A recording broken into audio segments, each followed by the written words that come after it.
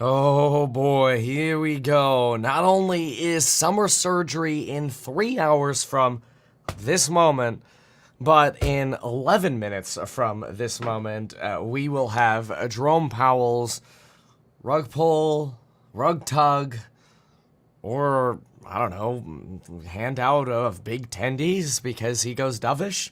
Who knows? There are a lot of very varied expectations. I want to be crystal clear about my expectations, and I've memorialized them not only in various different videos that we've covered, but also on ehack.com.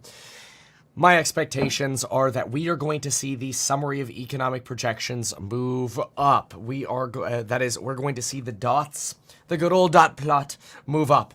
This is mostly because we have started to see signs of, sadly, a little bit more persistent and sticky inflation and wage price growth. Both of those things together likely contribute the Fed to either say we need to stay higher for longer or we need to essentially cut less this year. Now, that sounds like it might be the same thing, but the way to look at that is you could stay higher for longer this year with no cuts. You could also stay higher for longer this year and still have 3 cuts, but just at a different time, just later, right? You could have 3 cuts, theoretically, all in the last meeting of the year. You could have 75 basis points of cuts in December. Or you could have 25 bips in May, in June, and July, and then just sort of pause and wait. Obviously, that would be a lot more accommodative to cut that substantially early compared to that substantially late. So there is some difference in the extremeness of what we could do with 75 bips of cuts. I personally think this is going to be less. This meeting is going to be less about signaling that timing, though. I think we're going to hear a lot of still waiting for confidence on the timing. But I do think it's probably prudent upon the Fed, mostly again because we've seen financial conditions loosen. We're as loose as we were in 2018 and 2014 outside of COVID, which is crazy to think financial conditions are that loose. And we're seeing signs of persistent inflation in CPI over the last 3 months and wage gains. It's probably a sign that J. Powell is going to have to be at least a little bit aggressive. That's why I'm calling for a rug tugging, not a rug pull. I don't think we're going to get a rug pull, because if you get a rug pull that crashes the market, what you really do is you risk the Federal Reserve having to cut rates substantially instantaneously, and they don't want to do that. They don't want to bring the black swan out, so to speak. They want to avoid that. The reason you want to avoid that is because, again, you want to make sure you can kill inflation. If you kill the economy and you have to cut while inflation is still high, you're screwed, because then you create stagflation, which is bad. You don't want to have inflation and be in a recession. That's very, very bad. So likely small adjustments here, but I do think we have to lean, if there's a needle in the middle, we have to lean a little bit on the hawkish side, and the easiest way to do that is use this March meeting as a signaling meeting. Don't forego this opportunity to signal to markets that you're serious about getting inflation down. They don't want to let bad inflation psychology take hold of markets, because then, quite frankly, you're really screwed, and nobody wants to be really screwed. So if we look at the 5-year break even right now, just to get a last minute check, as the NASDAQ, by the way, is flat. Some interest rate sensitives are actually up right now. For example, Tesla and Enphase are up about 1%, and your chip sectors are down about 1%. BTC has been a little volatile. But inflation expectations are roughly at the highest levels that we have seen over the last few weeks here, as what we saw at the end of October and March of 2023. And since then, we've had way lower inflation expectations. So even inflation expectations are coming in hotter than where they had been. So I want to memorialize this sort of final statement here. We've gone through this a few times now, but I want to give you my final choices. Okay, I'm going to go 4.8 right here. I'm going to go 3.9 here. We're going to go 3.3 here. That's the Fed funds projection. I think we move up across the board on this. I think you're going to see some form of core PCE inflation bump up. Probably, honestly, 2 levels something like what we saw last year, in the September meeting. I think you'll probably see something like this, relatively kind of nominal adjustments here. You could see that move up higher, but I don't think you'll actually get it. Maybe you might be, especially since we did see the unemployment rate tick up recently, you might end up seeing this go to 4.2, and then maybe you'll get like a 4.1, 4.0. I don't really see that as a big deal. So we'll just make that clear that I'm indicating this.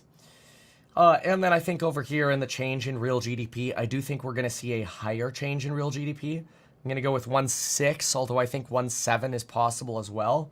I wouldn't be surprised to see this sort of just hold steady, these numbers right here. So the biggest thing, obviously, we're going to be looking for is this lower section right here. After we get through this statement, which we'll have in about 6.5 minutes here, after we get through this, then we're going to play Fed Bingo. So we'll read out all the changes.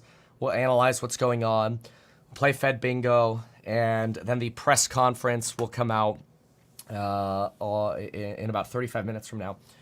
And again, the Federal Reserve, their goal is not to destroy this economy. It's not to create joblessness, but it is to send a very clear psychological message that we will not give up on inflation. Yes, the risks have become more balanced, but that doesn't mean we are done with inflation. So that's what I'm expecting this meeting. Again, I think it'll have a hawkish tilt.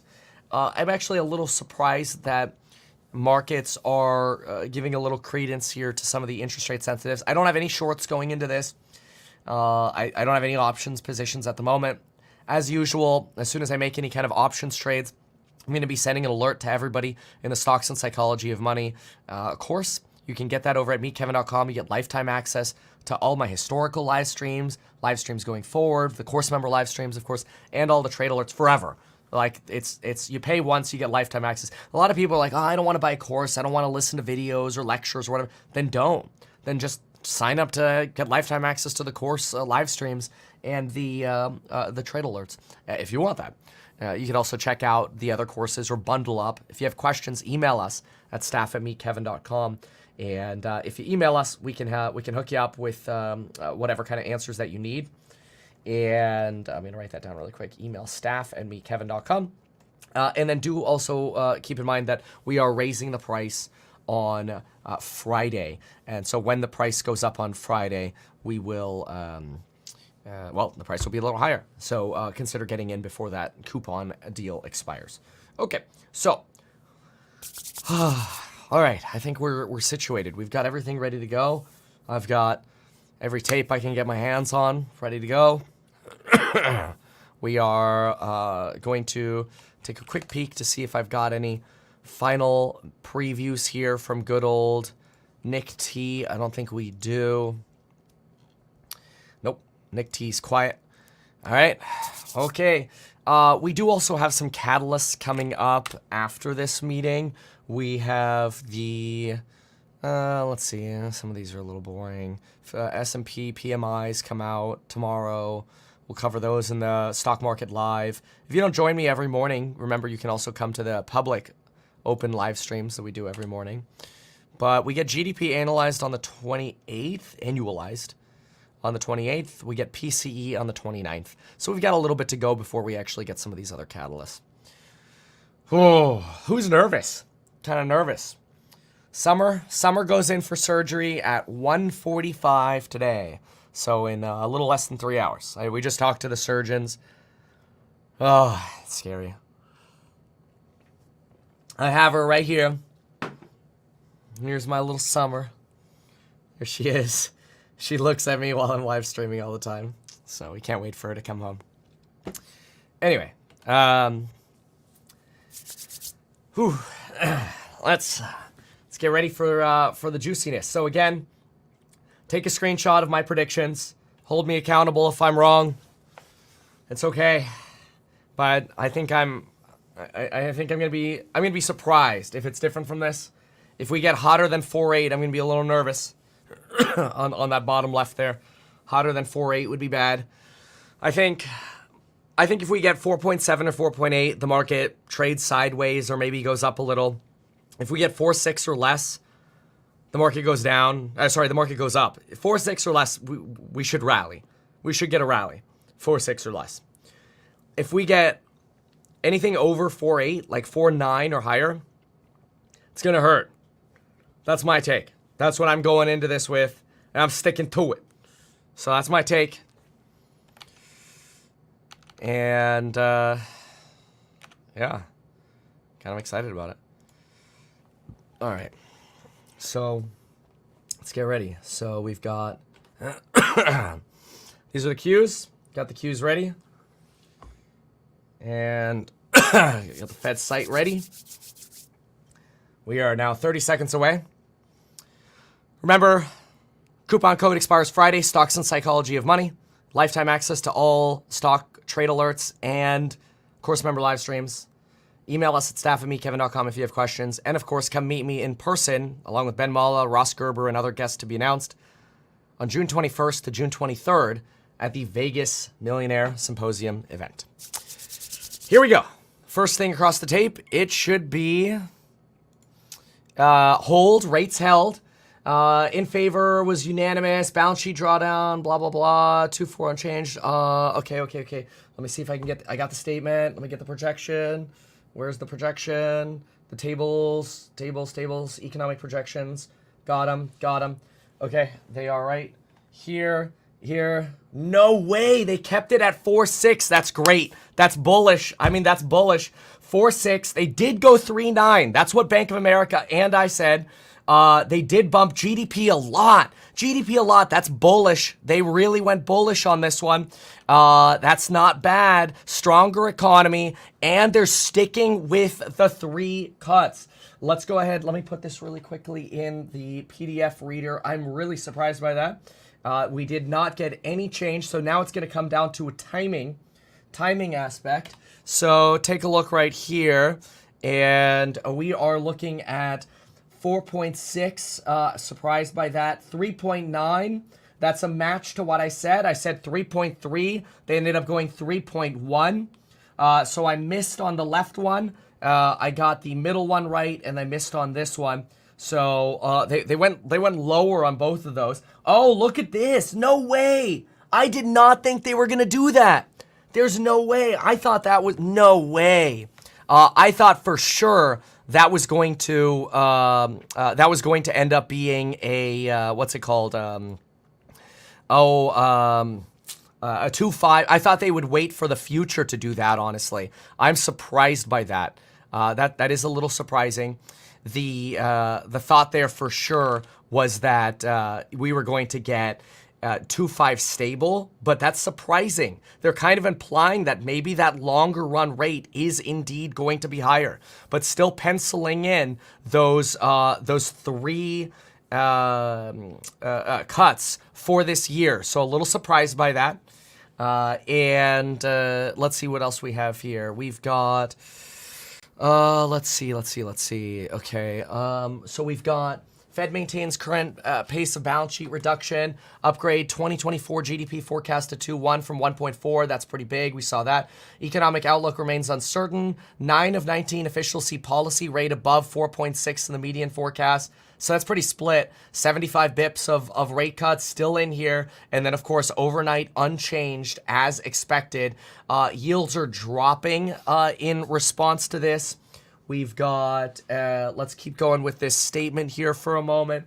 You've got change in real GDP. Okay, let's take a peek at this. So change in real GDP. I did think we were going to go up, but I didn't think we were going to go that high. I thought 1.6, 1.8, 1.9. Wow, look at that. They went high on all of these across the board, 2%, suggesting, you know what, economy is stronger. Don't worry about the economy. Things are good. And we're going to get inflation done. We'll keep that 3 target in there. Okay. All right, Fed. That's very interesting. What did we get on PCE? Core PCE, we did get a revision up to 2.6 here. I did predict 2.6, so we got that one right. They kept the other 2 stable. No changes on the other 2, so we got those 2 wrong. I didn't hit as much as I was hoping to hit here. I'm really surprised they increased that longer run rate That longer run rate is a sign that maybe we ever really potentially go down to 2% again. That is a risk factor, by the way, for the interest rate sensitives. So keep that in mind. There is a risk factor in that they are starting to kind of signal, hey, maybe that longer run rate isn't going to be as juicy as it used to be. Maybe we won't actually return to normal, so to speak. So something to pay attention to here. Unemployment rate, what did we have? 4.1 across the board. I actually thought they were going to go up. Yep, they did not. They kept this. They actually lowered the right side unemployment rate to 4. Wow. Okay, that actually seems a little on the more dovish side. So it's going to be a matter of what's J. Powell going to do now. But aside from this longer run rate, maintaining those 3 cuts this year is good. It's good for the more interest rate sensitive. But again, that's offset by this. So that makes this a little bit of a less clear trade than it could have been, because they kind of threw us a curveball there with that 2.6. That is a curveball to certainly what I was expecting in terms of maybe how to play this from a trade point of view. So, okay.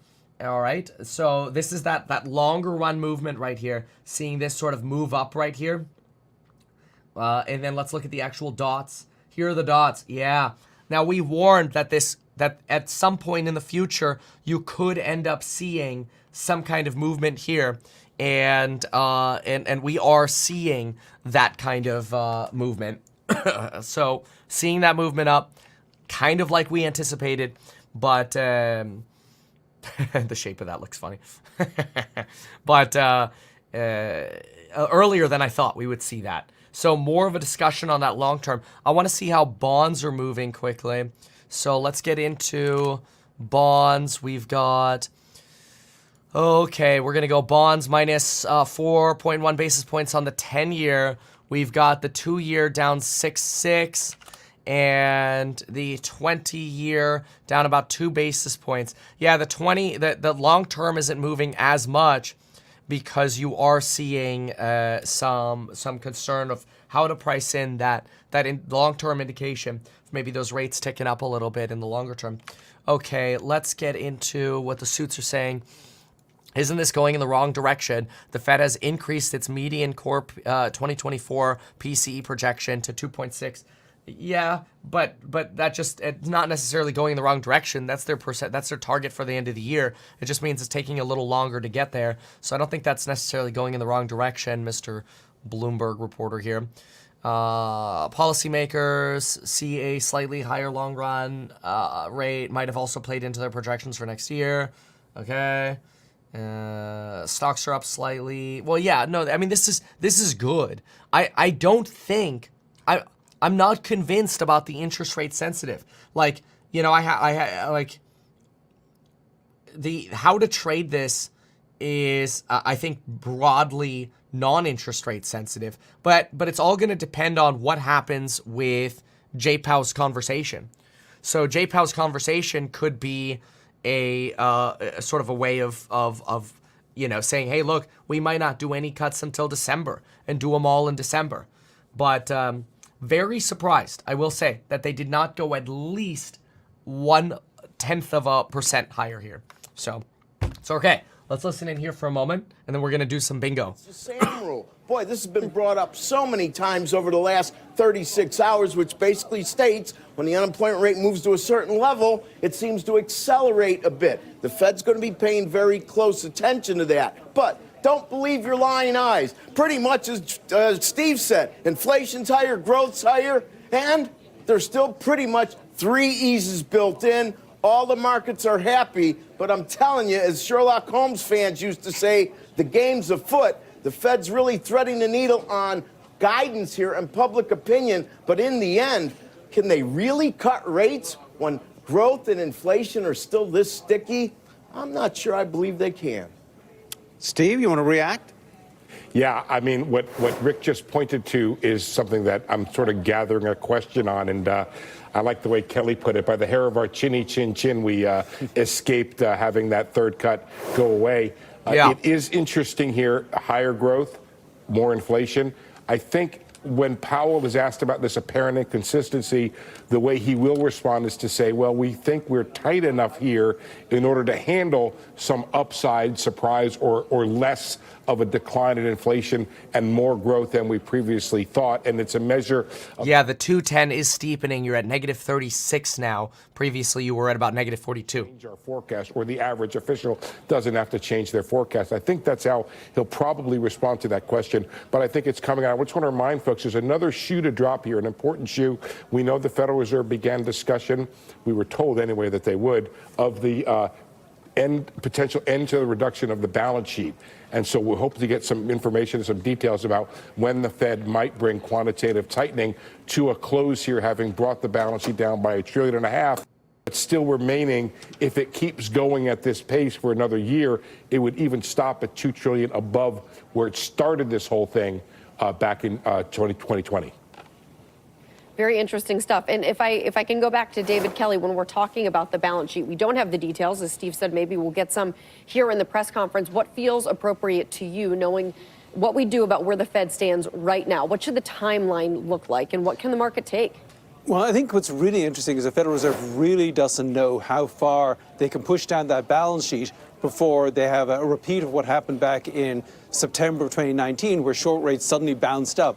They're using this ample reserves regime. It's right now, it's abundant reserves. They've got all these reserves. So they're gradually draining reserves from the system, but they don't know how far they can go. And they're really making some guesses here. I've seen some research coming out of the St. Louis Fed saying that maybe if you get reserves down to between 10 and 12% of GDP, that might be right. But it seems to me very loose logic. But if they do that, yes, go ahead. Maybe you could answer a question for me. If they have the standing repo facility, which is like something you can, break glass in case of a fire here. In other words, if they don't have reserves, they can go to the Fed for those reserves. What's the difference? I'm trying to figure out a reason to be concerned the Fed could go too low on the balance sheet if this standing repo facility is something that really exists and will work. Why should I be concerned? I agree with you. I don't think they should be so concerned, but I think they're worried that they will get blamed if they have a repeat of September 2019. There's no reason. Oh yeah, of course. I remember September 19th very clearly because I was with Jordan Belfort. I did an interview on his podcast, and all of a sudden there was a lack of liquidity, and basically overnight rates skyrocketed to like 7 or 9% or something crazy when it was supposed to be like 0. And so the Fed's like, oh my gosh, we got a big problem here. Okay. I'm trying to reconcile this. I have to just sort of think about this just logically for a moment. So let's think logically here. Okay, so what we just got is a signal that so far says 3 cuts still here for 2024, but no time certainty, right? Could all be later than expected, maybe even Q3, right? Q3 is July, August, September. Okay, then we have rates may settle long-term higher than we previously thought. That is, we made a video specifically about how this could happen, how they could end up jerking up that long-term rate. But my thought was, why do that now when you could just do a little tug over here? So they gave us the tug somewhere I wasn't looking. Like, I feel like I was looking at the rug. Like, I'm looking at the rug going, they're going to rug us right there. Right there. That's where they're going to do a tug. They're not going to pull us off. They're not going to rug pull us. But the tug's coming right there. And then before you know it's like, whoa, bro. It comes from way behind you. That was unexpected. So, and I'm trying to understand why, like the logic of this. So the logic of this must mean that, basically they think are we strong enough, like must mean high enough now, or even above 4.5% to bring the last mile down, right? This is all about sort of the last mile. Can we get the last mile down at even 4.5% rates, right? Which would be with 3 rate cuts. Okay, maybe. So can you get the last mile down? And then Must be high enough now, or even above the last mile though. Let's see. I'm trying to think. But moving long term up implies it may take much longer to actually get to 2%. And so therefore they might need, rates at 3% for way longer, right? 3 to 4% rates for way longer, maybe. Consider they got rid of 2% on any forecast, which we expected that would happen, that they would go above 3. I thought they'd go closer to 3.3. That surprised me. This followed Bank of America. Bank of America nailed the 3.9 call. Bank of America actually nailed that call right there. Actually, did they nail it across the board? Let me see if they also nailed the last one. Bank of America. Bank of America. No. See, they thought they were going to go 2.9 on the further one and then 2.5. So Bank of America nailed the box right there. So, okay, now, as a play, oh, man. It's tough. I mean, we went into this with a strategy with course members. This morning, we created a strategy for what we would do based on what these numbers came in under. And most of it had to do with how we were going to place certain indices and certain options on it. But I know there are a lot of people who are asking about making a move on the interest rate sensitive. I know Enphase is up on this, like 3.3. I don't think that's going to be robust. I don't know. I think that longer term rate is a giant middle finger to the interest rate sensitives. It's a way of saying, F you if you think we're going back to 0% anytime soon. And unfortunately, I think that's going to be longer term damaging. I don't know though.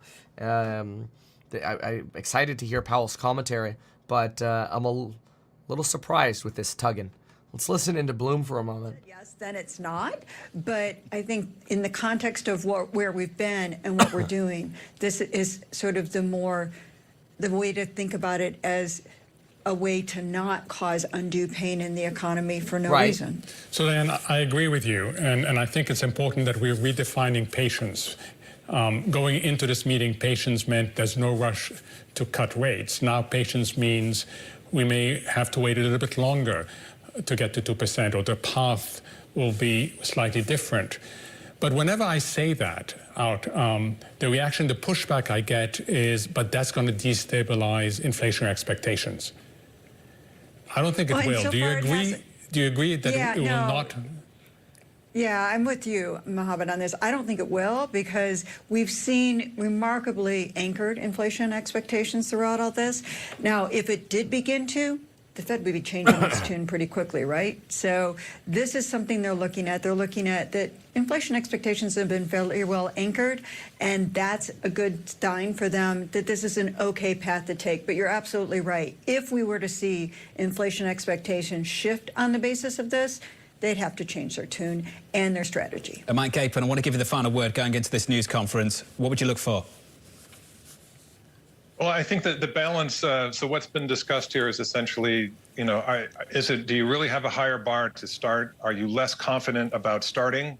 We all seem to think that they still have a lot of confidence about disinflation remaining in place. So I would kind of address those two confidences. And honestly, I would try and tease out any information on the balance sheet discussion. The market, I think, needs to know, does taper start when overnight reverse repo balances are just low, or do we have to get to zero on that? I do think some information there would be helpful. I think we'll be getting some questions on that, no doubt about it. Mike Gapin of Bank of America, the brilliant Diane Swank of KPMG. To the two of you, thank you. If you are just joining us, 13 minutes away from a news conference with Chair Jay Powell of the Federal Reserve. No change to interest rates, plenty of changes to the outlook for 2024. Faster growth, lower unemployment, higher core inflation, and then I guess the news is where there is no change. The median dot still implying 3 cuts for 2024. Now, you're all making me feel a little bit uncomfortable because you all agree with each other, so I've got to be that guy, and I think Lisa's on the same page as me. There's going to be a lot of people watching this that just think, well, hang on a minute.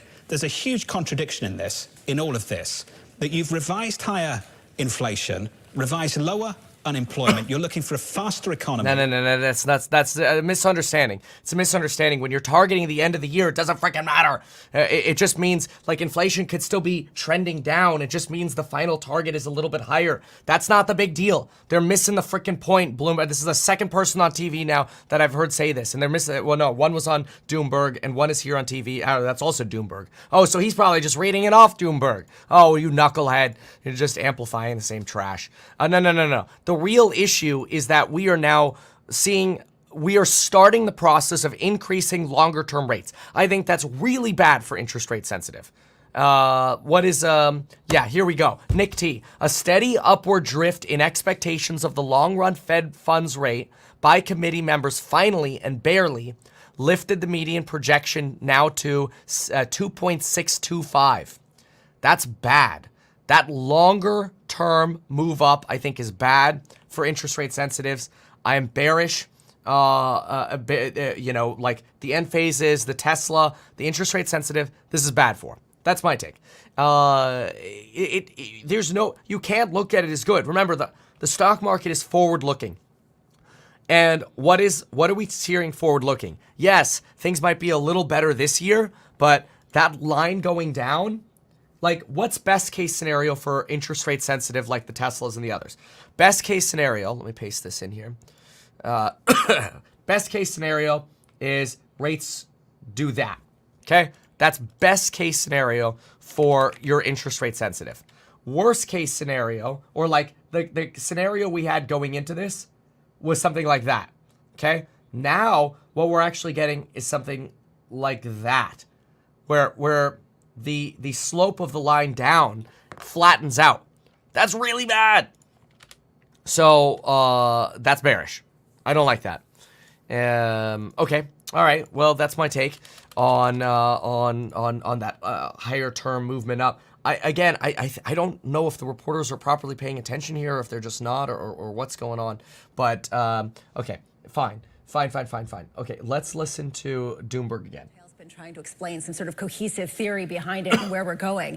Is that what this smells like? We're trying to sort of rationalize and come up with a theory behind this when it's really this person thinks this person thinks this is a good kind of happy medium. Go figure out what to do with this. So if you want to be generous, you'd say this is such an uncertain economy. There's so many things changing on the structural side that they have no choice but to behave like they're behaving. If you want to be less generous, you'll say this is a Fed that actually took a view. It looked through data in 2021. And ended up really undermining its credibility.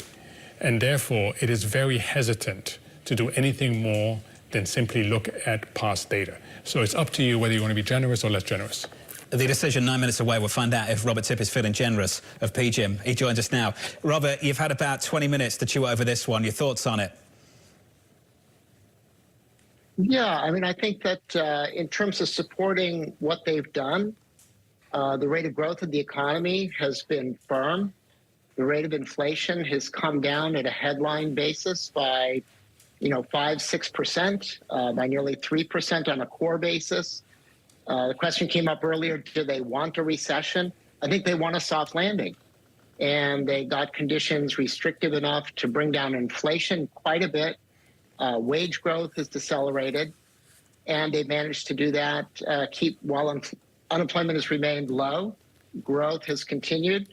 So I think it's been a very successful go. Did they start late? They did start late. But I think their pandemic practice, was a little bit light. I don't think okay, pandemic practice. Okay, let me see what some of the other suits are saying. Again, 5-year break-even inflation rate actually just is now, no, okay, I don't have the latest update on that. I do have the latest update, though, on the 10-2. 10-2 yield curve steepening. That makes sense. No, it actually does. It does look like the 5-year break-even rate is stable up, so the 5-year break-even rate didn't get pushed down here. You've got indices are green across the board. Gold is up on this. You've got the 10-year just realized it. So, okay, the 10-year just realized, it's not me saying this, the 10-year just realized this is bad for interest rate sensitive. Okay? So what just happened on the 10-year? When the decision came out, oh, this is crazy. Watch this. So right here, what does it say? It says Make sure to get your coupon for Stocks and Psychology of Money before Friday at 11:59 p.m. Price is going up. Lifetime access forever. Trade alerts, course member live streams, you name it. Email staff@meetkevin.com if you have questions. Okay, I had to do that. I'm sorry. Okay, this is 4.6. So initially we look at this and go, oh, that's good for interest rate sensitives. Buy interest rate sensitives. That was an idea going into this. The rug tug that came from the unexpected place was this change. This longer term change changes the slope of interest rates going down from, a recession decline in interest rates to a nominal decline in interest rates to a slow decline in interest rates. A slow decline in interest rates, really bad for anybody who wants to finance stuff. Really good for companies who don't care.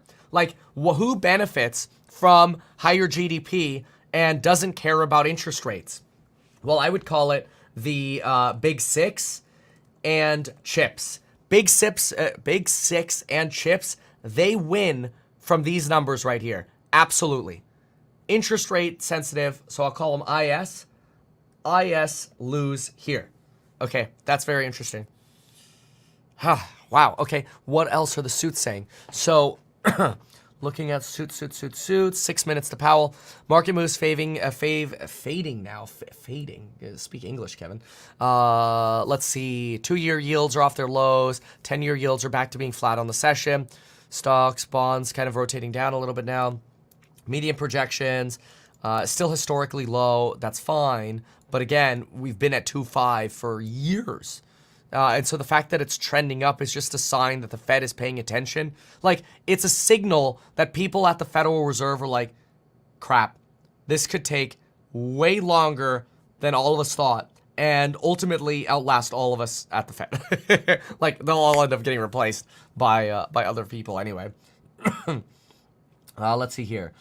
Bank of America, Fed's not giving up on the 2% goal. Main message from the statement is that they're fully embracing the supply side story and that the economy can run faster without generating overheating pressure. Maybe. FOMC members generally see risks to inflation, weighted to the upside. We already knew that. Fed will maintain current pace for QT. Okay. Compared to December, Fed raised GDP forecast. We saw that. 10-year break-even rate went all over the place in the minutes after. That's not a surprise. Okay, let's look at the inflation projections charts. So those are... Excuse me. Sorry. Got to get over this little bit of lingering sickness. We're about 2 hours and 15 minutes away from summer surgery, by the way.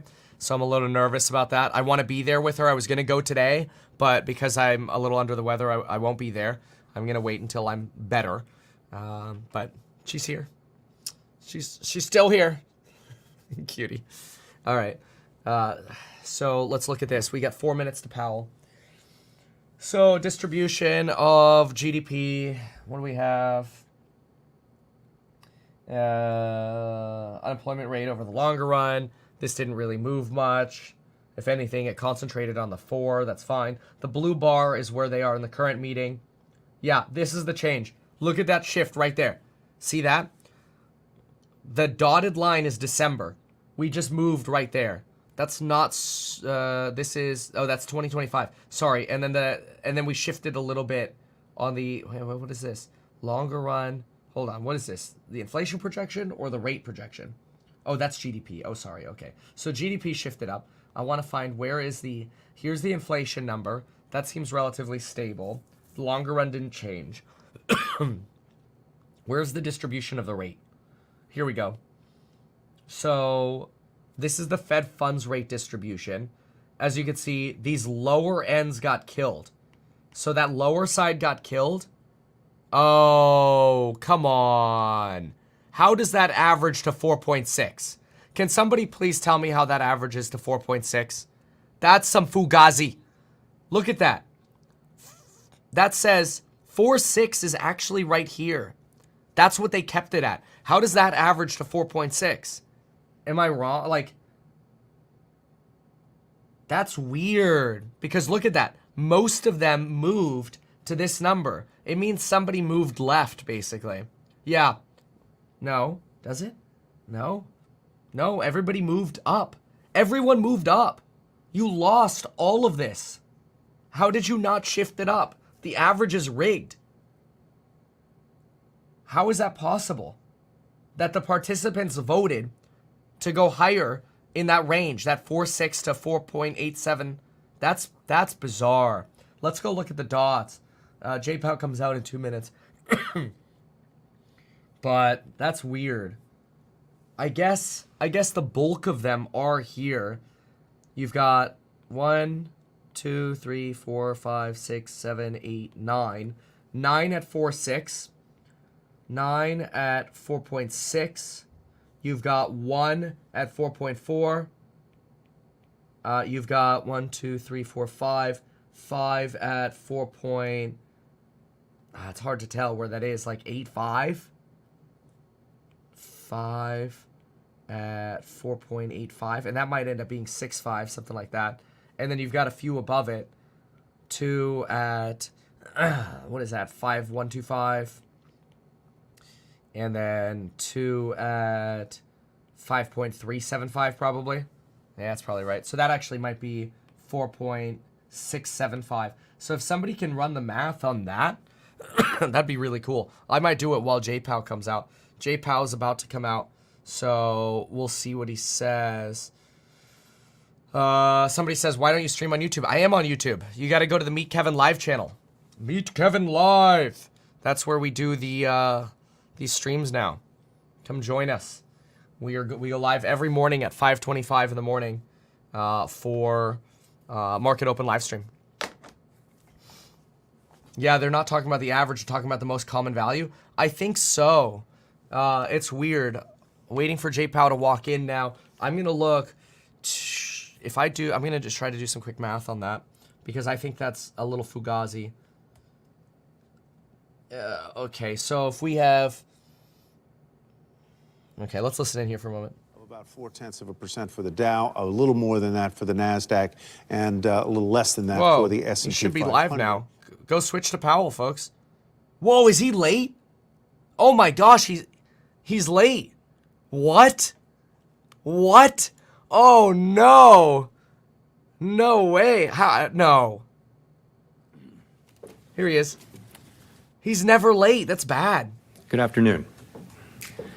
My colleagues and I remain squarely focused on our dual mandate to promote maximum employment and stable prices for the American people.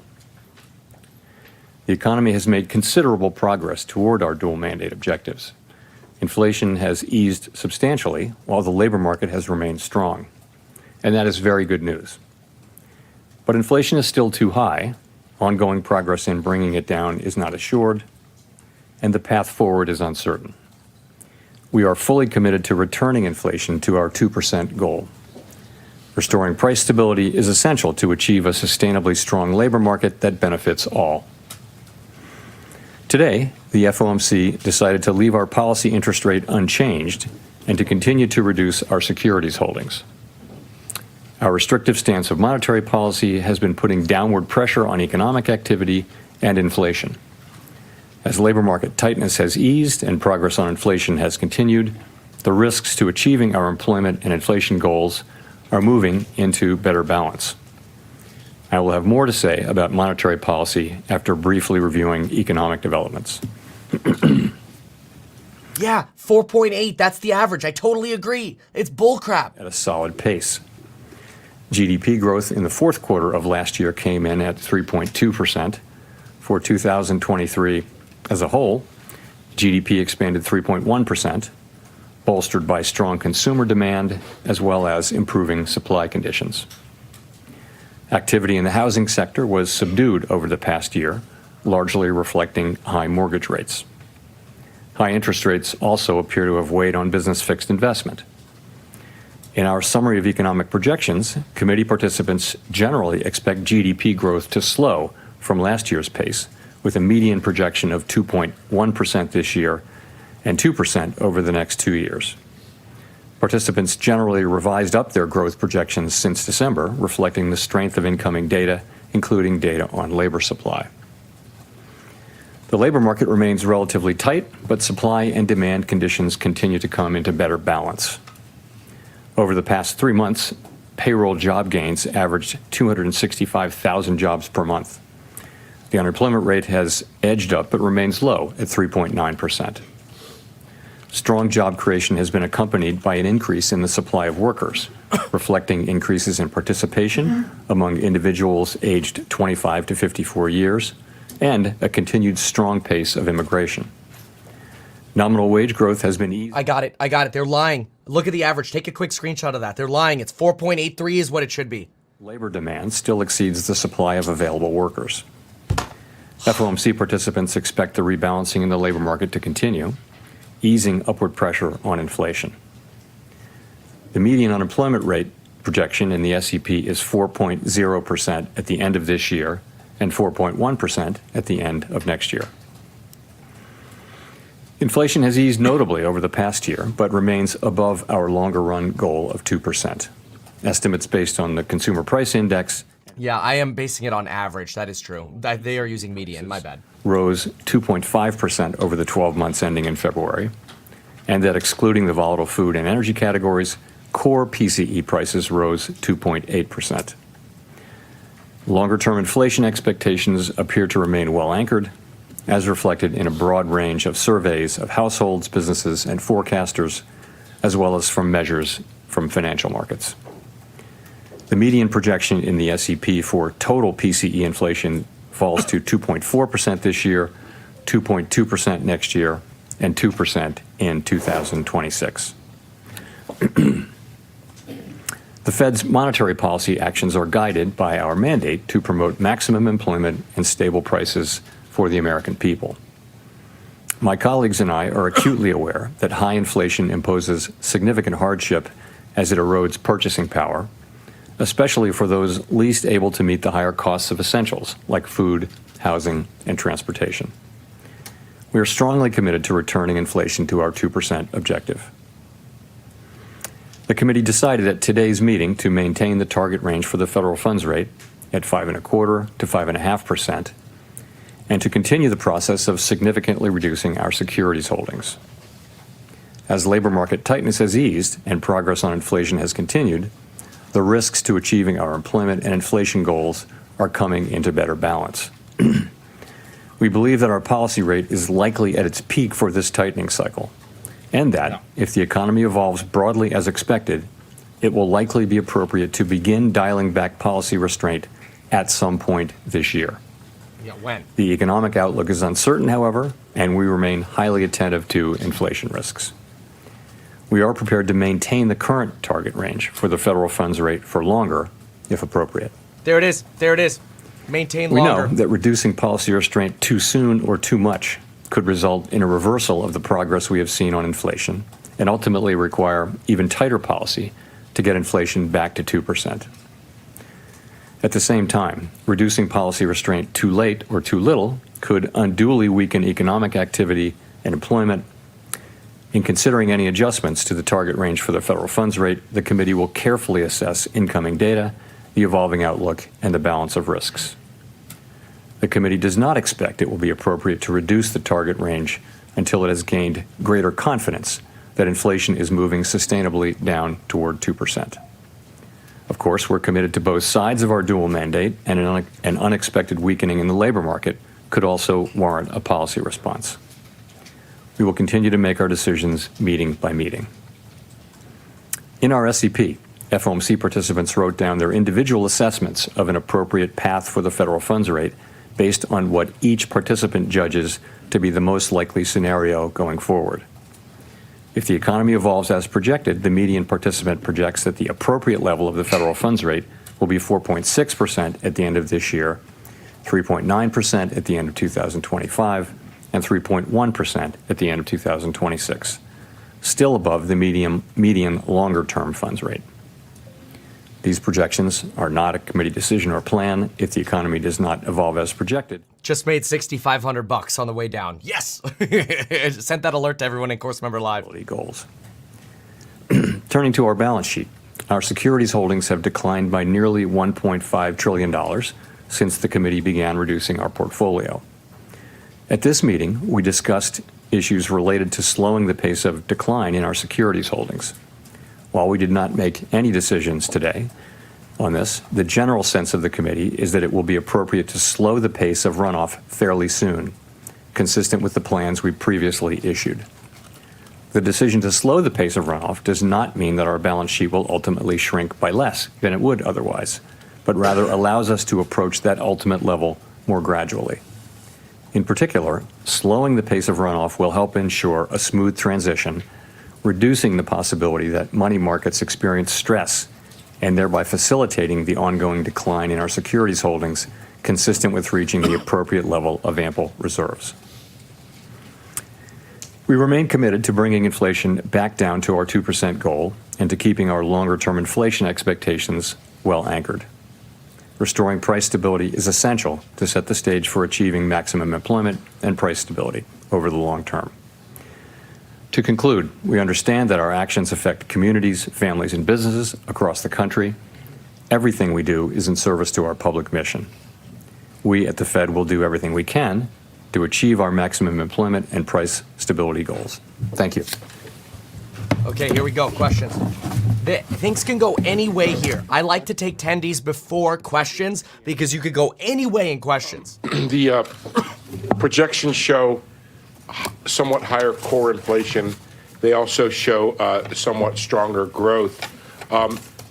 What should we infer from this notion that on average rates were kept the same this year, but inflation is higher and growth is higher? Does it mean more tolerance for higher inflation and less of a willingness to slow the economy to achieve that target? Well, it doesn't. No, it doesn't mean that. What it means is that we've seen incoming, as I pointed out in my opening remarks, we did mark up our growth forecast, and so have many other forecasters. So the economy is performing well. And the inflation data came in a little bit higher as a separate matter, and I think that caused people to write up their inflation.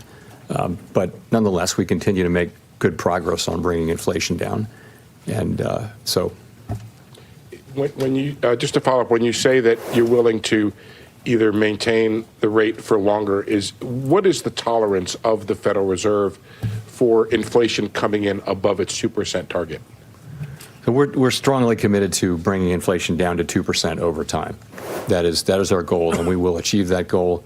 Markets believe we will achieve that goal, and they should believe that, because that's what will happen over time. But we stress over time, and so I think we're making projections that do show that happening, and we're committed to that outcome, and we will bring it about.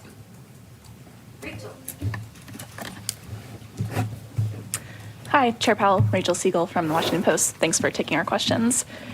You and others have been saying that relief on housing inflation is coming, but it still hasn't shown up meaningfully in the CPI or the PCE. This is a good question on that owner's equivalent and how it's calculated, and it may not happen. There's no guarantee of it. Let's see what Powell says here. So I think there's some confidence that the market rents, lower market rent increases that we're seeing will show up in measures of housing services inflation over time. There's a little bit of uncertainty about when that will happen, but there's real confidence that they will show up eventually over time. But again, uncertainty about the exact timing of that. And will you be able to get overall inflation down to target if housing doesn't break through quickly, and does that affect the timing for eventual cuts this year? We will get aggregate inflation down to 2% over time. We will. And I would assume that what we'll continue to see is we'll see goods prices coming into a new equilibrium where they're going down perhaps not as quickly as they had been earlier this year, where housing services inflation will come back down as current market rents are suggesting will happen, and where non-housing services will move back down. Some combination of those three things, and it may be different from the combination we had before the pandemic, will be achieved and will bring inflation back down to 2% sustainably. Yeah, okay. He's pouring cold water on those higher inflation reports. Bullish. This is a dovish Powell. Wall Street Journal. Chair Powell, during your congressional testimony this month, you said that your test for making the first change to interest rates does not require you to be terribly comfortable that inflation is at 2% because interest rates are well above neutral. At the same time, you said here after the last meeting that the first is highly consequential. Can you reconcile these views for me? If rates are well above neutral, why would the first cut be highly consequential? Is that because you anticipate one cut would be followed by one or two more along the lines of the recalibration you made in 2019, which itself was modeled on the mid-cycle adjustment of 1995? It's more, I would put it more in the context of what I said in my opening remarks, that the risks are really two-sided here. We're in a situation where, you know, if we ease too much or too soon, we could see inflation come back.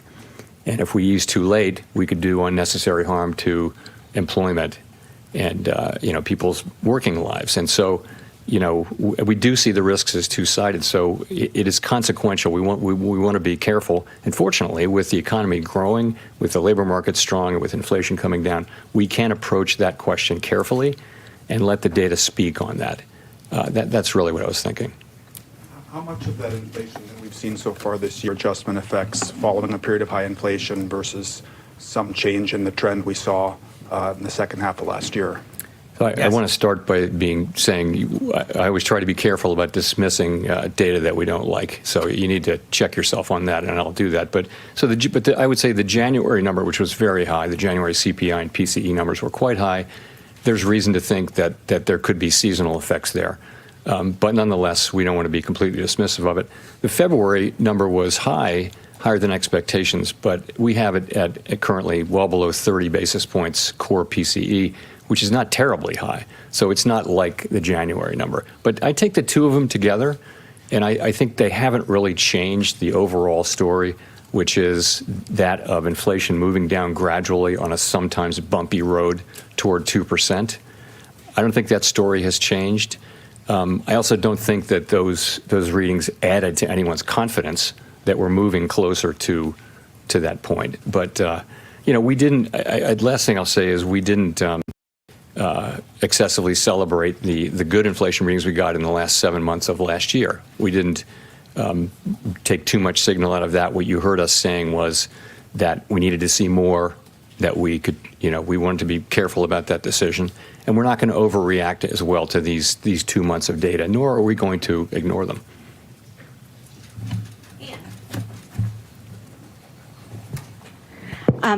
Hi, yes, Chair Powell.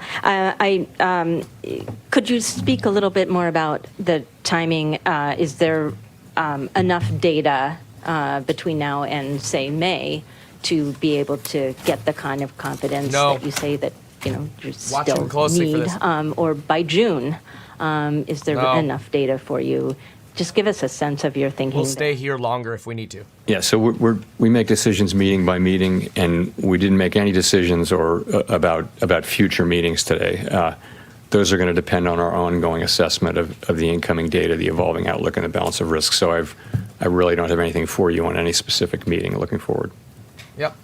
But, I mean, just a question of, I mean, is there even enough data for you to be able to? We'll take, you know, things can happen during an intermeeting period if you look back, unexpected things. So I wouldn't want to dismiss anything. So I just would say that the committee wants to see more data that gives us higher confidence that inflation is moving down sustainably toward 2%. I also mentioned, and we don't see this in the data right now, but if there were a significant weakening in the data, particularly in the labor market, that could also be a reason for us to begin the process of reducing rates. Again, there's nothing in the data pointing at that, but those are the things that we'll be looking at coming meetings, and without trying to refer to any specific meeting. Okay. Hi, Chris Regaber, Associated Press. Thank you. In the projections, there is an increase in the neutral rate, as you know, and higher rates, a quarter point higher rates projected in 2025, 2026. Can you speak about what might be behind that? Is there a real sense here that the economy has perhaps changed in some way, that higher rates will be needed in the future? Thank you. So you're right. They're pretty modest changes, but you're right. There was an uptick in the longer run rate, and also there's a 25 basis point increase in 25 and 26. In terms of are rates going to be higher in the longer run, if that's really your question, I don't think we know that. I think we think that rates were generally low during the pre-pandemic, post-global financial crisis era for for reasons that are mostly, important, slow-moving, large things like demographics and productivity and that sort of thing, things that don't move quickly. But I don't think we know. I mean, my instinct would be that rates will not go back down to the very low levels that we saw where all around the world there were long-run rates that were at or below zero. There's the risk. In some cases. I don't see rates going back down to that level, but I think there's tremendous uncertainty around that. Great. And just a quick follow on the projections, you also have 2.6% core inflation for the end of this year. It's already at, or you mentioned it being 2.8 in February. I mean, that doesn't sound like much disinflation at all. So are you still confident, or the last press conference you sounded pretty optimistic you would get more confidence to the end of this year. Is it right to say that this suggests you're not seeing a lot of disinflation this year compared to what we've seen 2023 and so forth? I think that higher year-end number reflects the data we've seen so far this year, because you're now in this year. So I think that. Sorry, say your last part of your question again. Well, just are you still optimistic that you'll get the confidence you need this year? I think if you look at the SEP, what it says is that it is still likely in most people's view that we will achieve that confidence and that there will be rate cuts. But that's really going to depend on the incoming data. It is. The other thing is, in the second half of the year, you have some pretty low readings, so it might be harder to make progress as you move that 12-month window forward. Nonetheless, we're looking for data that confirm the kind of low readings that we had last year and give us a higher degree of confidence that what we saw was really inflation moving sustainably down to 2%. Oh, they're trying to lap last year. That's what they're trying to do. That's not good. That means like waiting until September for cuts. Gina Smilik, The New York Times. Thank you for taking our questions. Per your comment to Anne that a weakening in the labor market would be a reason to potentially cut rates, or at least a consideration in making a rate cut, would continued strength in the labor market be a reason to hold off on rate cuts? And just in general, if labor supply continued to rebound in 2024 the way it did in 2023, what would stronger hiring and possibly stronger growth mean for the path forward on policy? Yeah, so if what we're getting is a lot of supply and a lot of demand, and that supply is actually feeding demand because workers are getting paid and they're spending, and that's, what you would have is potentially kind of what you had last year, which is a bigger economy where inflationary pressures are not increasing. In fact, they were decreasing. So you can have that if you have the continued supply side activity that we had last year with both with supply chains and also with growth in the size of the labor force. But so strong hiring in and of itself would not be a reason to hold off on rate cuts? Yeah, I have no open shorts. Y'all got to chill. No, I mean, we saw, you saw last year, very strong hiring and inflation coming down quickly. We now have a better sense that a big part of that was supply side healing, particularly with growth in the labor force. So in and of itself, strong job growth is not a reason, for us to be concerned about inflation. Yeah, I just closed a short right after we had Enphase go up. I shorted Enphase. I made $6,500, closed it. I've got no open positions. So I just made $6,500 on this conference. Thank you. Financial conditions since the fall is consistent. Course members know that. What you're trying to achieve on the inflation mandate? So we think there are many different financial conditions indicators, and you can kind of, see different answers to that question. But ultimately, we do think that financial conditions are weighing on economic activity, and we think you see that in a great place to see it is in the labor market, where you've seen demand. There you go, on screen. Take a screenshot. A little bit from the extremely high levels. And there I would point to job openings, quits, surveys, the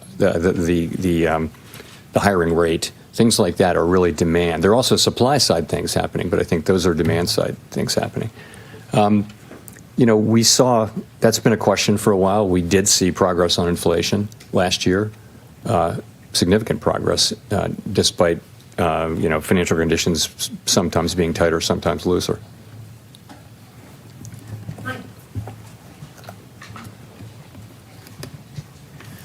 Michael McGee with Bloomberg Radio and Television. Can you give us more color on how the committee is thinking about inflation dynamics now?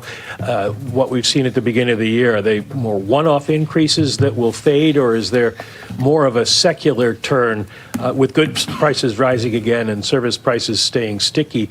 And also, housing prices have been sort of the Godot of this cycle, in that you keep expecting them to go down and they don't. How does the committee see this playing out forward since you've raised your inflation forecast? So I see the committees looking at the 2 months of data and asking the same question you're asking and saying we're just going to have to see what the data show. As I mentioned, you can look at January, which is very high reading, and you can, and I think many people did see the possibility of seasonal adjustment problems there. But again, you don't want to, you got to be careful about dismissing the parts of the data that you don't like. So then February wasn't as high, but it was higher. So the question is, what are we going to see? You know, we tend to see a little bit stronger, this is in the data, a little bit stronger inflation in the first half of the year, a little bit less strong later in the year. We're going to let the data show. I don't think we really know whether this is a bump on the road or something more. We'll have to find out. In the meantime, the economy is strong, the labor market is strong, inflation has come way down, and that gives us the ability to approach this question carefully and you know, feel more confident that inflation is moving down sustainably at 2% when we take that step to begin dialing back our restrictive policy. Well, you've talked about the desire to have confidence that it's slowly continually moving down. Has the recent numbers we've gotten for inflation data dented that confidence at all? It certainly hasn't improved our confidence. It hasn't raised anyone's confidence, but I would say that the story is really essentially the same, and that is of inflation coming down gradually toward 2% on a sometimes bumpy path, as I mentioned.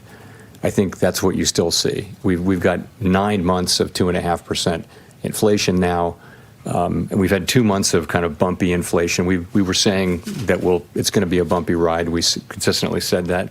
Now here are some bumps, and the question is, are they more than bumps? And we can't know that. That's why we are approaching this question carefully. It is very important for everyone that we serve that we do get inflation sustainably down. And I think the historical record, you know, every situation is different, but the historical record is that you need to approach that question carefully and try to get it right the first time and not have to come back and raise rates again, perhaps, if you cut inappropriately. They're going to wait, honestly, I think October, November, December, if they're trying to lap year over year. Mr. Chairman, Edward Lawrence with Fox Business. I wanted to ask you, you received a letter from, the Federal Reserve, first independent body, understanding Congress has oversight over that. You received a letter from Senators Elizabeth Warren and Sheldon Whitehouse that said, calling on you to lower interest rates, to cut interest rates, because it says, quote, the potential that it may remain too high for too long has halted advances in deploying renewable energy technologies and delayed significant climate and economic benefits from. Not my job. So has higher interest rates caused that? Have they? Well, first of all, I respect in our system of government, it is Congress that has oversight responsibility over the Fed. We place a tremendous amount of importance on our engagements with Congress and always treat them with great respect.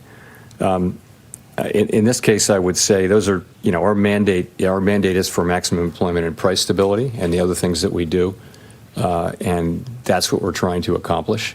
We're trying to do that in a way that sustains the strong growth we're seeing, the strong labor market we're seeing, but allows us to make further progress with inflation. That's how we can best serve the public and leave the other issues, which in many cases are incredibly important, such as those you mentioned, leave those to the people who have responsibility for those. There was another letter from 24 lawmakers saying that the higher rates are squeezing the working people. How do these letters affect what you guys are doing policy-wise? We receive these letters with respect, and we write careful responses and address concerns. We listen, again, because we're talking to the people who in our system of government have oversight over our activity. So but at the end of the day, we take that on board, but we have to make our judgments and we have to stick to our knitting, which is maximum employment, price stability, supervise and regulate the banks, work on the payment system, the things that we do. Thank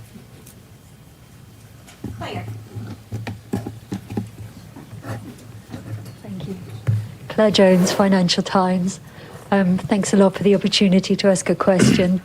As chair of the FOMC, would you want to see unanimity on the committee or something close to it, meaning no more than one dissent before you begin cutting rates? Thank you. We're a very consensus-oriented organization, and we do try to achieve consensus and ideally unanimity. People do dissent. It's something that happens. Life goes on, and it's not a problem. We've always had dissents, and so you respect thoughtful dissents very much. It's like you may not agree with some arguments, but you really want to understand them. So you may read a book that takes a position that you have long opposed, just to understand that book. So I treat dissents with real respect as well. Simon, one will be available. Simon Rabinovich with The Economist. Can you hear me? Yes. Okay, great. Obviously, inflation is some ways away from target. Unemployment, though, if you look at the projection for the full year, 4.0%.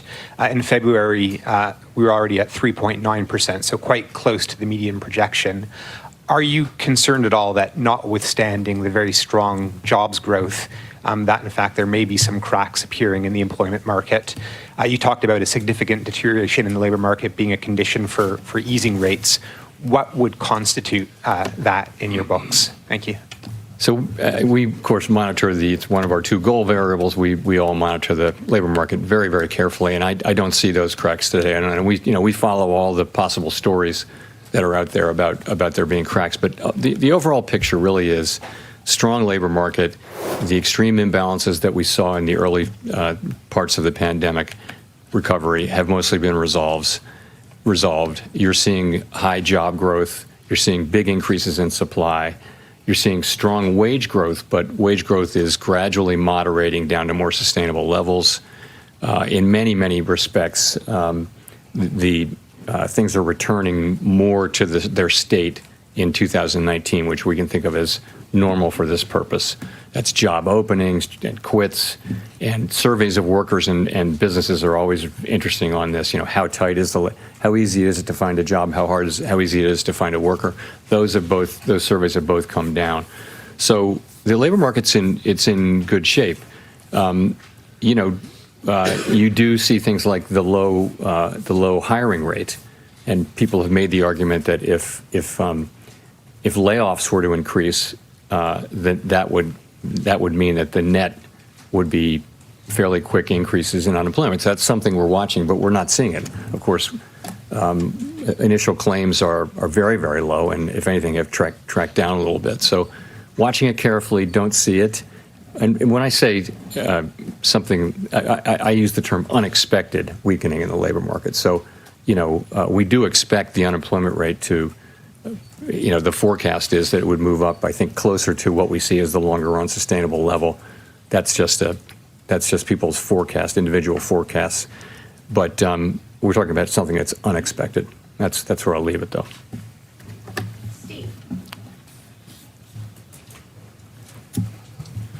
Steve Matthews with Bloomberg. You mentioned at the beginning of the press conference that the committee felt it might be appropriate to slow the pace of asset runoff fairly soon. I'm wondering, when you say fairly soon, does that mean that the committee would meet about this again in May and a decision could be reached that soon? And I was wondering if you could also just describe the scope of what the committee is discussing here. You're at $95 billion of caps right now. Would that be cut about in half or something in that nature? Thank you. So that is what we're discussing. Essentially, and we're not discussing all the many other balance sheet issues. We will discuss those in due course. But what we're really looking at is slowing the pace of runoff. There isn't much runoff among MBS right now, but there is in Treasuries, and we're talking about going to a lower pace. I don't want to give you a specific number because we haven't had an agreement or a decision, but that's the idea. That's what we're looking at. And in terms of the timing, I said fairly soon. I wouldn't want to try to be more specific than that, but you get the idea. The idea is, and this is in our longer run plans, that we may actually be able to get to a lower level because we would avoid the kind of frictions that can happen. Liquidity is not evenly distributed in the system. And thanks, Jeff, for that shout out. The aggregate reserves are ample or even abundant, but not in every part. And those parts where they're not ample, there can be stress. And that can cause you to prematurely stop the process to avoid the stress. And then it would be very hard to restart, we think. So as something like that happened in 19, perhaps. So that's what we're doing. We're looking at what would be a good time and what would be a good structure. And, fairly soon is words that we use to mean fairly soon. And will there be a discussion about returning to an all treasuries balance sheet at some point? So that our longer run goal is to return to a balance sheet that is mostly treasuries. I do expect that once we're through this, we'll come back to the other issues about the composition and the maturity and revisit those issues. But it's not urgent right now. We want to get this decision made first, and then we can, when the time is right, come back to the other issues. Hi, Victoria Guida with Politico. Also on the balance sheet, can you talk a little bit about how the outlook for the banking sector might impact your balance sheet plans? Do you worry that as deposits start to shrink that we could see more turbulence? We'll be watching carefully, but one of the reasons we're slowing down, we will soon enough, fairly soon, I should say, slow down, is that we want to avoid any kind of turbulence. I wasn't thinking particularly about banking sector turbulence, but we had some indicators the last time. This is our second time in doing this, and I think we're going to be paying a lot of attention to the things that started to happen and that foreshadowed what eventually happened at the end of that tightening cycle, where we wound up in a short reserve situation, and we don't want to do that again. And I think now we have a better sense of what are the indicators. It wasn't so much in the banking system as it was around, for example, where federal funds is trading relative to the administered rates, and where secured rates are relative to the administered rates. Those sorts of things. We will always be watching the banking system for similar signs, though. Well, is it also because you're not sure exactly how the reserve supply will react once the overnight reverse repo facility, drops near at zero? I think we broadly think that once the overnight repo stabilizes either at zero or close to zero, that as the balance sheet shrinks, we should expect that reserves will decline pretty close to dollar for dollar with that.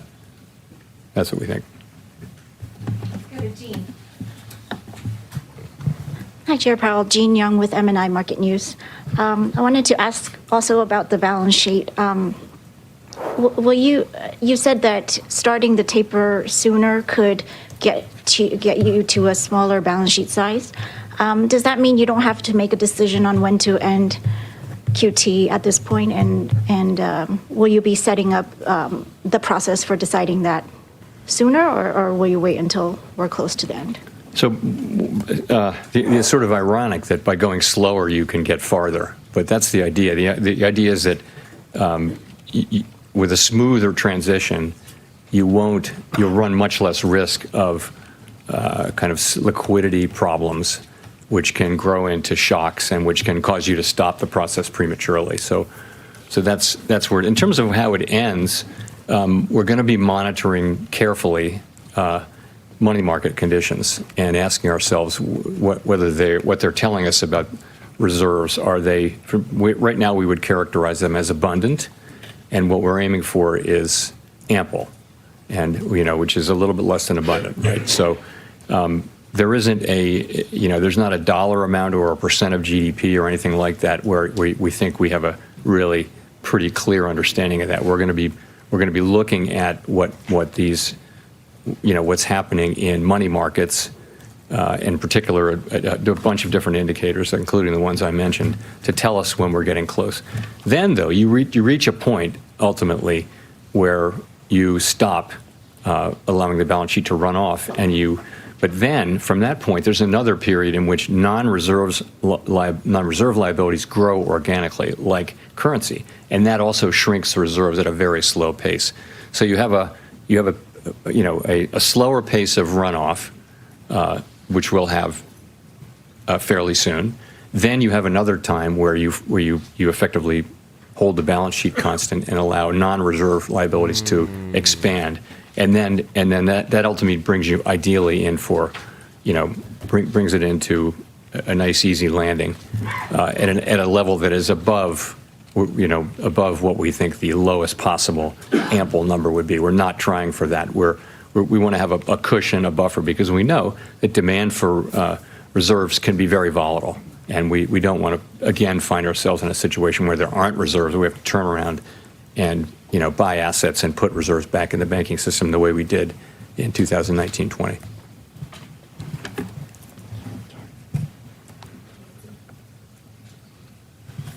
Hi, Nancy Marshall-Genzer with Marketplace. Chair Powell, you said you're waiting to become more confident that inflation is getting to your 2% goal before you cut rates. Can you just sum up more specifically what data you're looking at that would give you that confidence?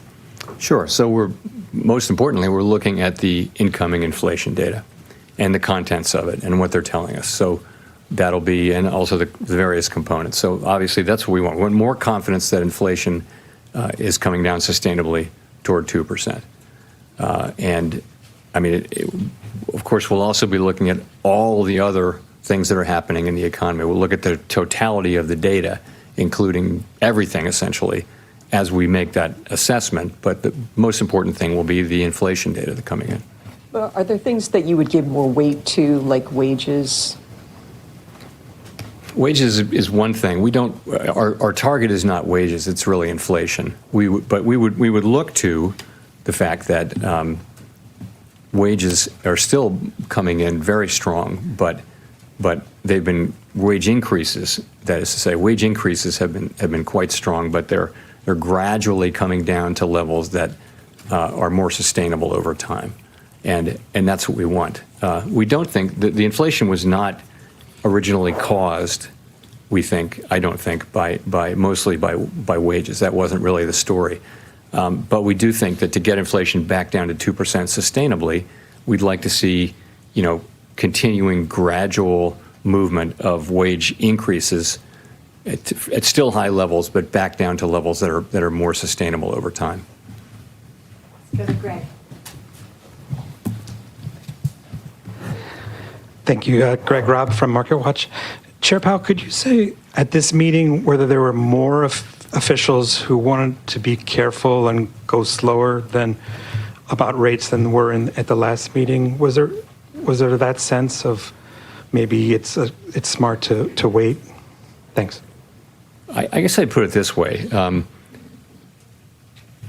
If you look at the incoming inflation data that we've had for January and February, I think very broadly that suggests that we were right to wait until we're more confident.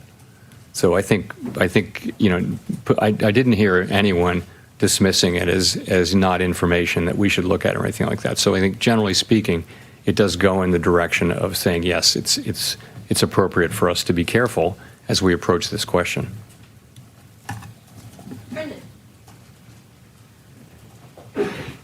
Thanks, Chair Powell. Brendan Peterson with Punchbowl News. I wanted to ask you about central bank digital currency stuff. We've been hearing a lot from Republicans in Congress about what the Fed is or isn't doing in a digital dollar. But folks, I know you have said to Congress that you are going to wait for approval before the Fed does anything, launches anything. But folks like House Majority Whip Tom Emmer have said that the Fed is either actively researching or hiring personnel to study the implications of a CBDC. Can you give us any clarity on what the Fed is doing right now on a digital dollar? Sure. So I think we've been pretty transparent on this, but I'll try harder. So we we are not getting ready to, we haven't proposed, we haven't come to a conclusion that we should propose or anything like that, that Congress consider legislation to authorize a digital dollar. And it would take legislation by Congress signed by the president to give us the ability to do what we think of as a CBDC, which is really a retail CBDC with the public of it. So we're just a long, long way from that. What we are doing, and I think what every major central bank is doing, is we're trying to stay in the frontiers of what's going on in digital finance. And it has many, many different areas. You know, it has applications in wholesale finance, in the payment system. And so we to serve the public, these issues have become very front burner in the last 5 or 6 years. We need to be knowledgeable about all that. So we actually do have people trying to understand things that are, but it's wrong to say that we're working on a CBDC and then we've secretly got a lab here where we've got one and we're just going to spring it on Congress at the right moment. We don't. I haven't at all in my own mind made a decision that I think this is something the U.S. should be doing. I just think it's something we need to understand, and we do have people who are keeping up with that as part of the broader payments landscape. That's how I would characterize it. Mark.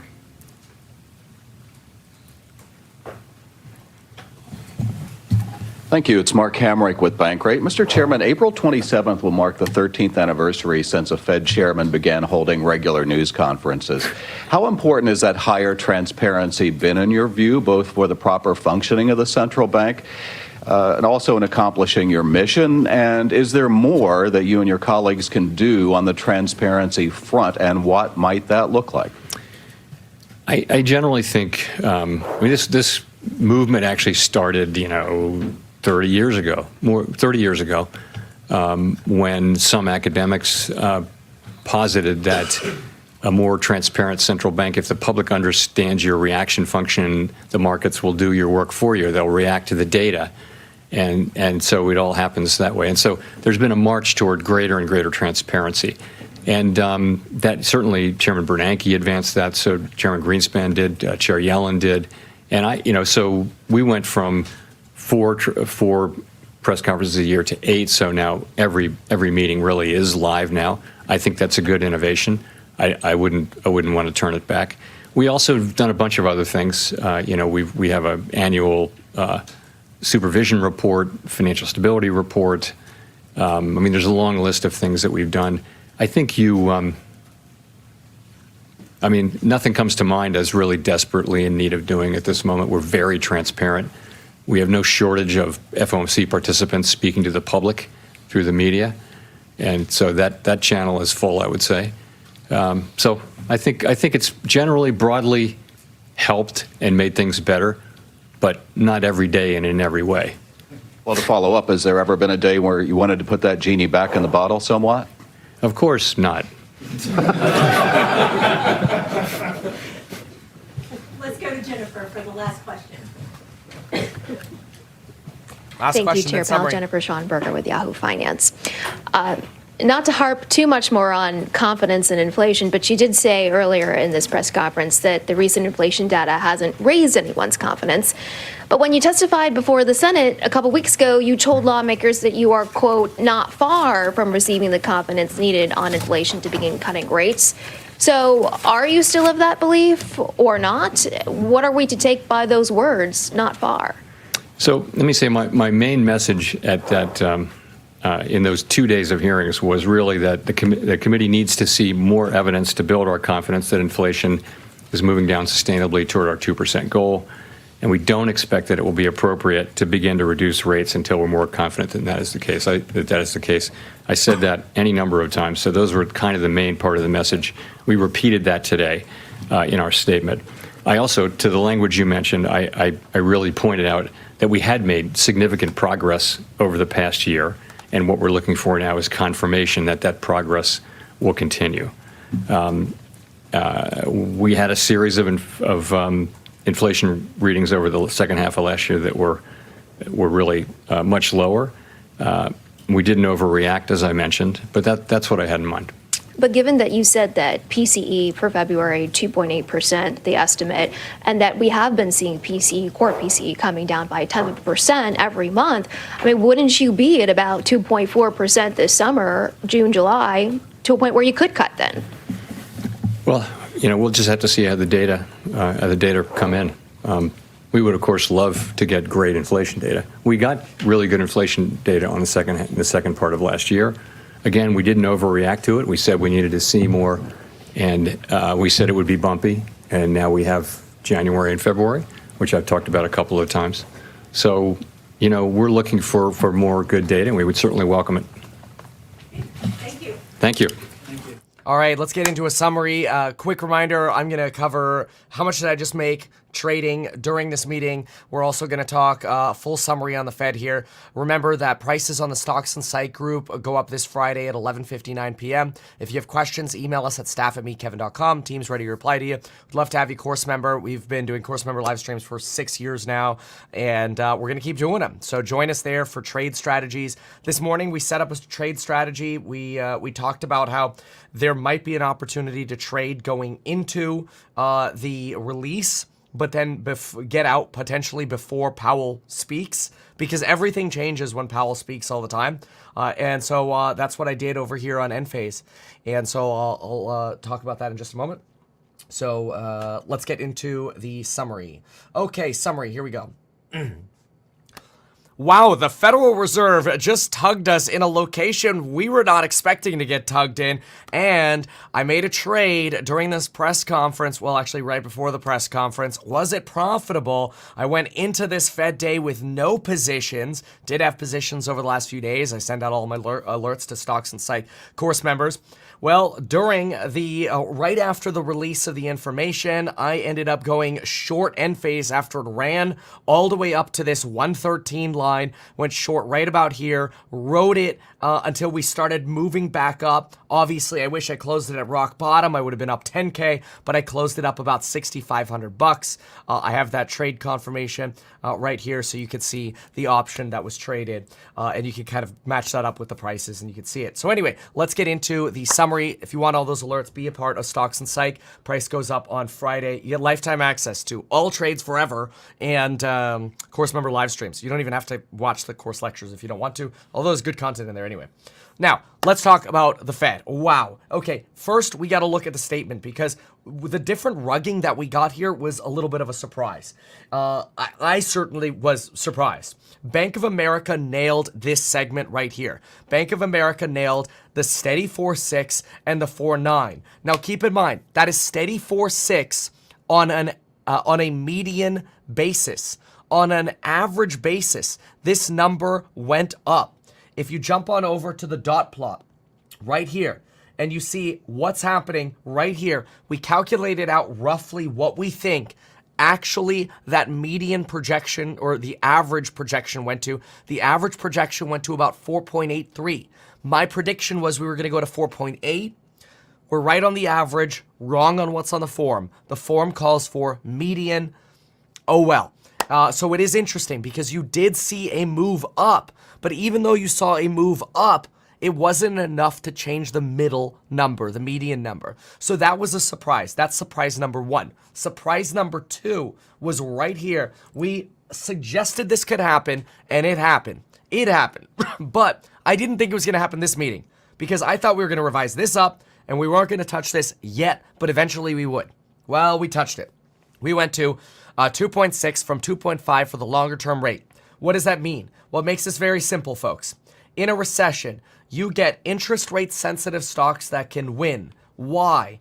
Because rates go from high to low very quickly. Interest rate sensitive, happy. If you have a downward sloping curve, interest rate sensitive stocks are mostly happy. If you have a slower downward trending curve, interest rate sensitive stocks are a little less happy. And obviously, as interest rates are going up, interest rate sensitive stocks are sad. And of course, the higher they go, the more sad they are. Okay, that should be pretty obvious. Very, very simple. See the difference in the lines? Okay, you get it. So, what else did we find here? This was a massive beat. I did not think we were going to come in this high on GDP at all. In fact, if we go to my projection, I thought we were going to be 16, 18, 19. I thought they were going to keep steady, 25, 26, revise up 24. Instead, they revised up everything over 2%. Really impressive. In my opinion, this is good news. Both of these factors combined, in my opinion, is actually really good news for the market broadly. Chips, big tech, big corporations, cash-rich corporations. This is a win for big companies. This is a loss for the interest rate sensitive. Now, we did, we did maintain the 3 cuts, but Jay Powell told us roughly when he thinks by implying it with some statements. First of all, he said that, quote, "We are prepared to retain the current rate for longer." And then later in the presser, he decided to say, hey, we are in a position where we're trying to compare to last year's inflation data to make sure that we're actually making progress on inflation. Okay, that's problematic. Why is that problematic? I'm going to map this out for you, okay? This is really simple. When are the next Fed meetings? Well, mark your calendar. I'm about to tell you. All right, ready? May 1, June 12, July 3, 1. That's the beginning of Q3 right here. This is Q2, okay? Market right now thinks we're going to get cuts here. I think the market's wrong on that. I'm going to show you why.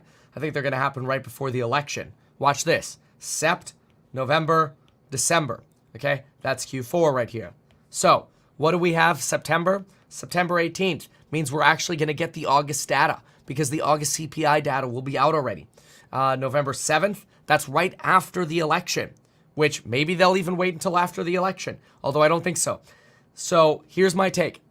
If we go 3 cuts in order to lap the data, I think if we go 3 cuts, what we're going to get is we're going to get 25, 25, 25. That adds up to 3 cuts.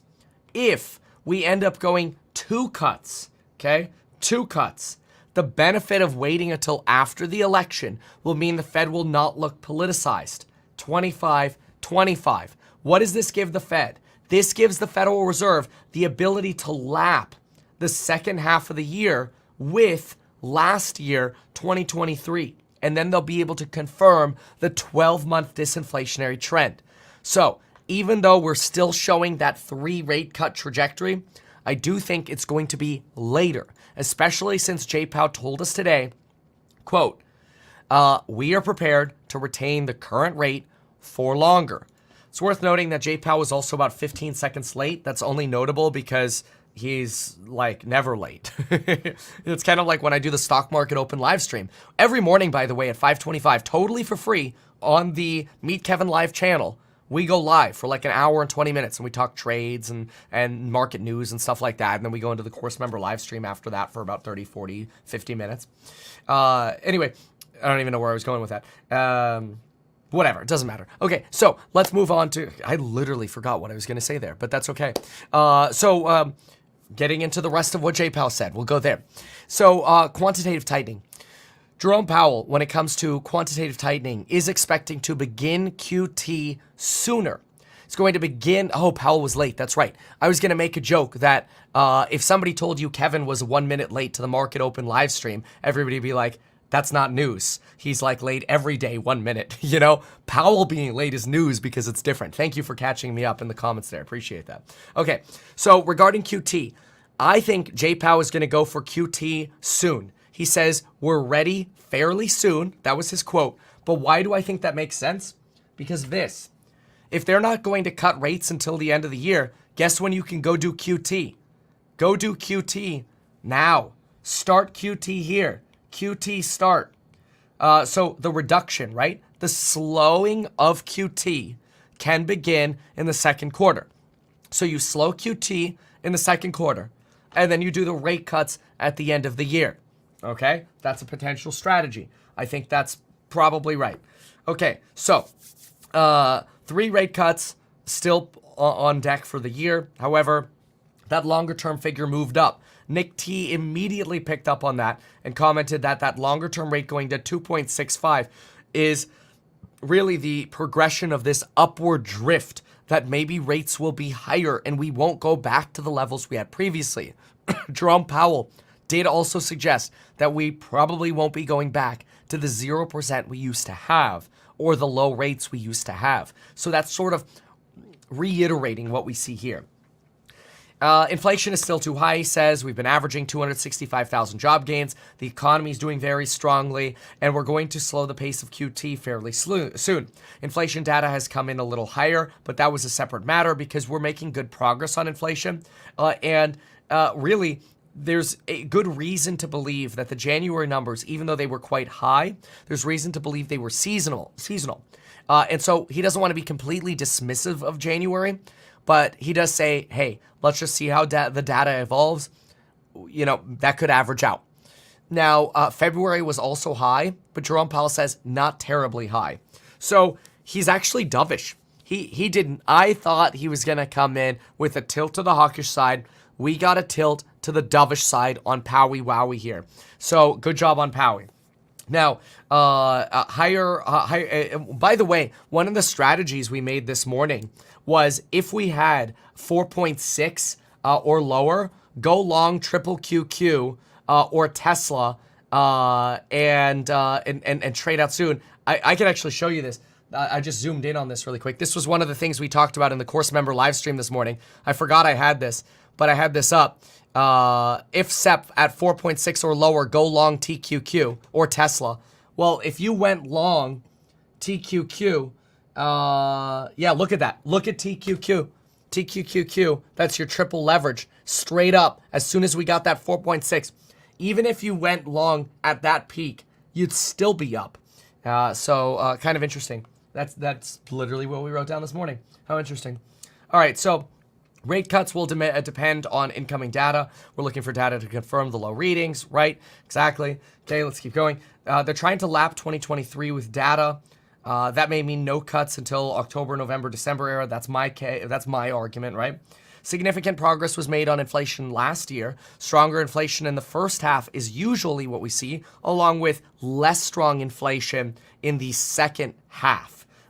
We don't know if this is a bump or something more, though. In the meantime, the economy is strong. All right, let me clarify that. When he says we don't know if this is a bump or something more, it means we are waiting. We are waiting. So that's a big deal. Waiting is basically, in my opinion, reiterating that we're probably going to end up being stuck waiting for September, October, November, December for these rate cuts to really come in. And bearing in mind that there are no meetings in October. It's just September, November, December. Got it. QT will start soon. Inflation wasn't caused by wages. That was an interesting sort of comment that we're making progress on a gradual reduction in wage increases, but they were not the reason we saw high inflation. It was more supply chain issues. And yes, wages are playing catch up right now. And that's it. So congratulations. That is Jay Powell's meeting done. Summer goes in for surgery in an hour. So I have to say, I'm pretty nervous. I love baby Summer. I hope she does well if my camera would ever focus on baby Summer here. Come on, camera. But anyway, I don't even know what it's focusing on. There we go. Now baby Summer. Look at baby Summer. Anyway, so yeah. Bottom line. This is good for the market. It's good for the economy. It's good for the big six. I think interest rate sensitive stocks are they're probably moving up because we saw the 4.6. I do think that heads up on the 2.6 is a red flag for the long term. And I don't think anything fundamentally changes in terms of, earnings for interest rate sensitives anytime soon. So there's no interest in fundamentally changing my opinion on how long these rates are going to stay high. I think that indication that we're probably not going to get rate cuts until the end of the year.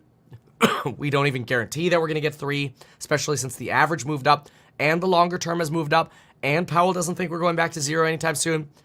Those sectors, not too exciting for me. So sticking with that, based on what we're seeing with the latest data, we are being data dependent, so to speak. We will be in right after the Fed meeting in June, on June 12th. On June 21st to June 23rd, remember, we will be at the event in Vegas called the Millionaire Symposium. I encourage you to be there. buy your tickets because the prices are going to continuously go up. We think the prices will be double by the time we get closer to the event. We're getting ready to announce the venue location and more speakers. It's going to be an amazing event. Ben Mala is already going to be there. Ross Gerber is going to be there.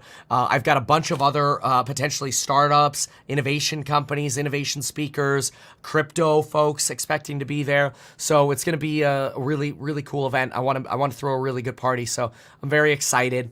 And I hope you join and get the VIP ticket as well. We'll make sure you really enjoy the VIP if you're interested in that. I'll probably limit that to about 30% of the tickets. So check that out. As far as Stocks and Psych, price goes up for the courses on Friday. And thank you so much for being here. Really appreciate y'all. Thank you for those of you who support supportive course members or just watchers. Even if you're not a course member, I still love you. So appreciate you being here. And we'll see you in the next one. Goodbye.